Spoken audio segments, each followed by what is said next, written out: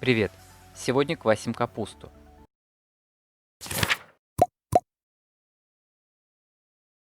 Качан капусты разрезаем на 4 части. Отрезаем кочерышку и нарезаем тонкой соломкой.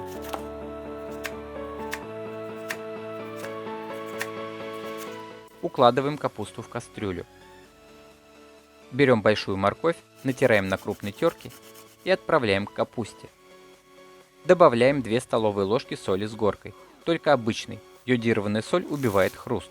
Тщательно обминаем руками, чтобы капуста дала сок, и сильно трамбуем, чтобы вышел весь воздух. Потом обязательно попробуйте по соли на вкус. Должно быть процентов на 30 солонее, чем вы бы посолили салат. Капуста квасится в собственном соку, но если вдруг капуста не сочная и сока дала мало, то добавьте кипяченой воды комнатной температуры, чтобы вода слегка покрывала капусту. А я долил воды только через сутки. Если влаги будет мало, то капуста не заквасится, а протухнет. Затем накрываем тарелкой и ставим под гнет на трое суток при комнатной температуре и оставляем на кухонном столе.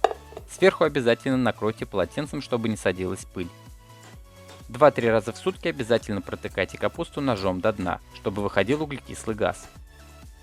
Через трое суток перекладываем капусту в банку, накрываем крышкой и храним в холодильнике. Чем сильнее утрамбуете, тем дольше она будет храниться. Капуста незаменима в сезон холодов. Она полезна для иммунитета, содержит кучу витаминов, а аскорбиновой кислоты содержит в несколько раз больше, чем лимон, и очень полезна для кишечника. А я люблю нарезать мелко лук, добавить его к капусте и капнуть подсолнечного масла. Получается очень вкусно. Думаю, вам понравится. 1,5-литровая банка улетает за неделю. Ну и конечно же ставь лайк, пиши комментарий и подписывайся на канал. Пока!